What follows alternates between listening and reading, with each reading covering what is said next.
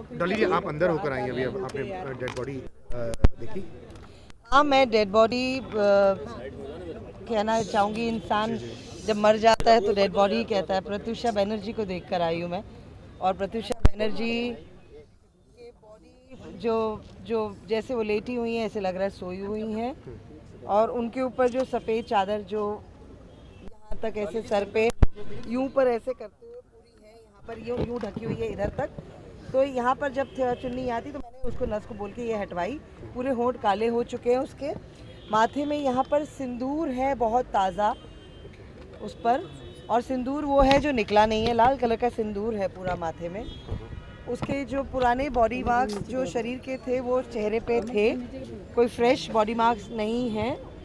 गला नहीं देख पाई हूँ, जहाँ से उसने जो रस्सी का वो किया है वो ढका हुआ था इस करके यहाँ तक के लिए, तो नर्स को बोल कर के भी किया पर वो बांध चुके हैं ऑलरेडी।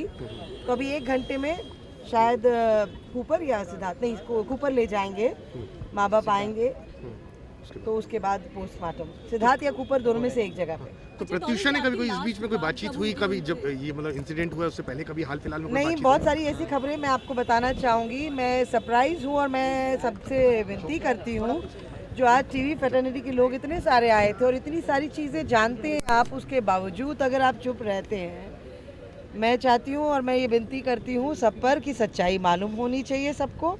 और आपके पास जो जो एविडेंस के तौर पे कुछ चीज़ें हैं तो वो आप प्लीज़ मीडिया के माध्यम से या फिर पुलिस दीपक जी के पटांगरे जी जो हैं उनको तुरंत आप इसमें एविडेंस के तौर पे आप करिए। क्योंकि सलोनी शर्मा करके एक महिला हैं जिनकी जो एक्स है राहुल की, राहुल मैं तुम्हारे बारे में बात इसीलिए कर रही हूँ क्योंकि ताज्जुब हो रहा है, तुम्हारे जैसा एक अच्छा इंसान जो तुम अपने आप को, मैं मिली हूँ तुमसे, मैं मीडिया के माध्यम से तुम्हें ये मैसेज पहुँचाना चाह रही हूँ। आपका आज यहाँ नहीं होना बहुत सारे प्रश्न उठा रहा है राहुल, और मैं ये कहना चाहूँगी राहुल तुम्हें यहाँ पे सामने आना चाहिए, क्योंकि तुम उसके बॉयफ्रेंड हो रहे हो और तुम साथीदार रहे हो और तुम उसे लेकर आए हो यहाँ पर चाचा को फ़ोन करके। यहाँ तक कि दीपक जी ने भी कहा, मैं राहुल से आपके माध्यम से बात कर रही हूँ क्योंकि मैं फ़ोन लगा चुकी हूँ, राहुल का नहीं लग रहा है। मैं ये चाहूँगी राहुल सामने आए, क्योंकि आप एक प्रश्न चिन्ह हो और फिर आप ये मैसेज गलत सोसाइटी में जाएगा कि कहीं कुछ ऐसा गलत ना हुआ हो। पहला पॉइंट ये। दूसरा पॉइंट ये, रात के 3 बजे सलोनी शर्मा को लेते हुए प्रत्युषा बनर्जी का एक लड़की को फ़ोन आया इंक्वायरी करते हुए राहुल की। तीसरा पॉइंट ये है कि दुल्हन की ड्रेस के लिए उसने डिज़ाइनर को कहा था।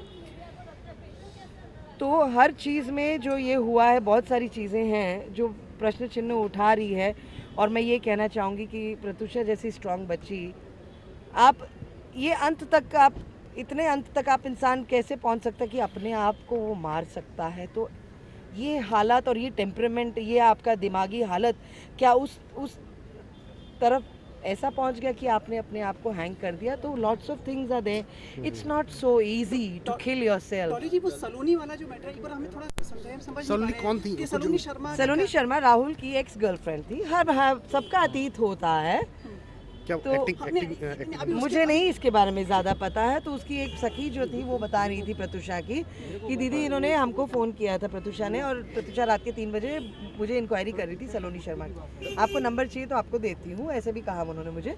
और मैं ये चाहूँगी ये सब जो फ्रेंड्स हैं उनके सब सामने आए सारी चीज़ें।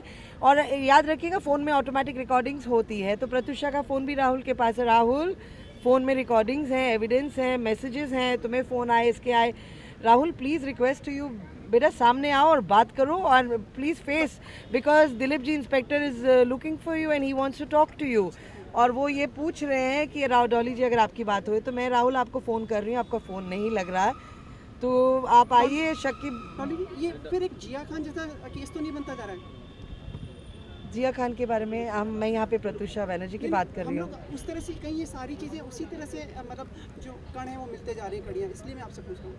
देखिए ये तो अभी कल उनके माँ बाप आएंगे, जिसकी बेटी मरी है, तो इंसान तो हमेशा वो जिस हालत में होंगे तो क्या टेम्परामेंट में रहेंगे। तो मीडिया से ये गुजारिश है किसी की ज़िंदगी ना ख़राब करते हुए हम लोग ज़रा सा एक्चुअल प्रैक्टिकल होते हुए देखें हर चीज़ को, तो ज़्यादा बेहतर रहेगा। क्योंकि ज़िंदगी में रिलेशनशिप्स होते हैं जो अप्स एंड डाउन्स रहती हैं सभी में, चाहे वो कोई भी क्यों ना हो।